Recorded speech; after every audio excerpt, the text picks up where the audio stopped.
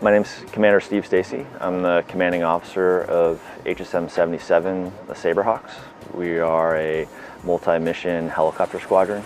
We're out on the USS Ronald Reagan conducting anti-submarine, anti-surface, and electronic warfare. When we go up and fly, we have a radar system that allows us to see all of the ships that are operating in the area. And then we also have the capability of doing sonar searches. So we have both the capability of dropping sonar buoys in the water, so listening for submarines that may be operating nearby.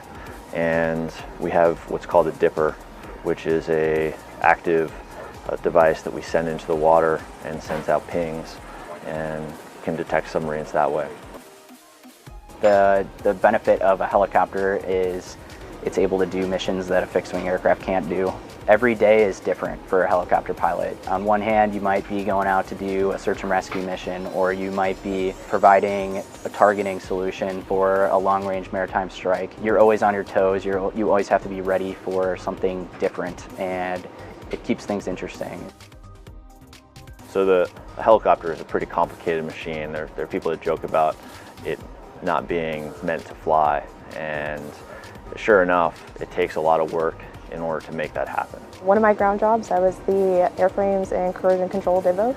Getting to know them and seeing what they did on a daily basis really opened my eyes to how hard they work.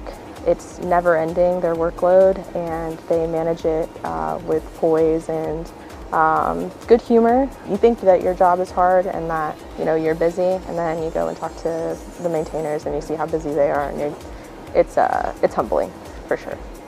Everybody here works really hard to try and get these aircraft to continuously stay up, and my specific workload for Work Center 120, we take care of the airframe of the aircraft as well as the hydraulic systems, landing gear, flight controls. And so our workload's never ending. If we're done with one job, we end up hopping on to the next, and it's almost like a never-ending cycle of work. But it's nice to see when you're up on the flight deck for Flight Deck Warrior, you get to see all the pilots and the aircrewmen go into the aircraft that you just rebuilt for phase and see that the aircraft's flying again. I'm actually here from 49 helping the Saberhawks. All the A's here are really good. All the people here are really nice. They're really welcoming. They didn't need our help. They're awesome as it is anyway. We also work on ECS, which is cooling for the pilots and cooling for avionics equipment. If those things aren't cooled, of course, they can't fly the bird.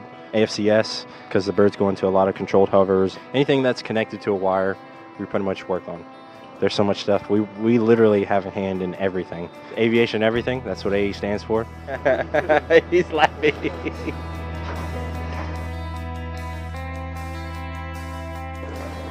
So my dad actually builds airplanes, and he met my mom at the airport that he builds planes while she was getting her private pilot's license.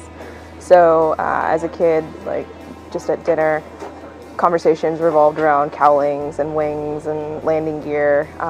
He took us to a lot of air shows, and so one of the air shows he brought us to was displayed the Blue Angels. So I saw that.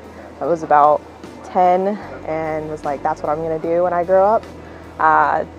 They didn't really take me seriously, but I did a little more research into it as I got older, and just decided that that's what I really wanted to do. I grew up near Air Force Base, and I was always, every year they would have an air show. And I remember as a little kid, I'd wander around with the pamphlet of the air show trying to track down all the pilots, and it was just so incredible. My friends and I, we would be running around trying to get all the signatures of all the stunt pilots and the military pilots that were out there demonstrating their capabilities and skills, and ever since then, I was just in awe of aviation in general and the skills of the pilots, and I wanted to be one since I was pretty little. So here I am, which is pretty cool to be running a squadron. Standing out on the flight deck, I always get a special thrill,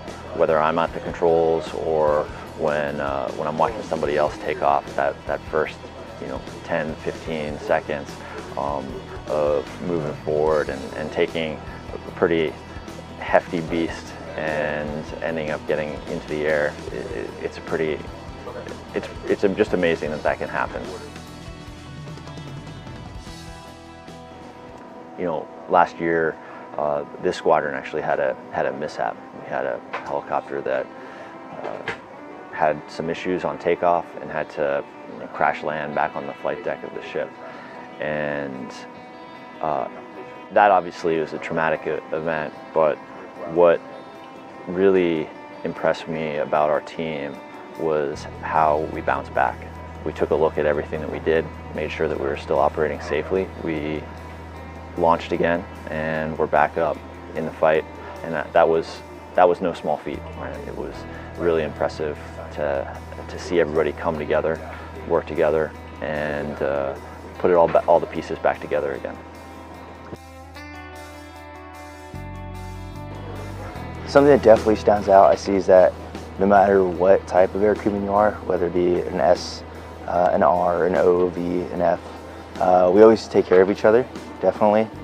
So I know definitely I would take the shirt off my back if one of my Sierra brothers or sisters needed it. So I think that's a good selling point on the aviation community, is just taking care of each other. At times it can be challenging, but for the most part that bond is pretty hard to break. Just like all the forward deployed naval forces, we are ready to go at a moment's notice. The schedule's changing constantly, and that adaptability and flexibility and resilience really what makes this team shine. Over time, we've developed an ability to meet our mission across a significant amount of hardship. And again, we all rely on each other, right? It's not one person. It's every single person trying to get qualified, learning this complicated helicopter, what the nuances are, how to get better at our craft. As a result, we are able to support the strike group and the United States Navy.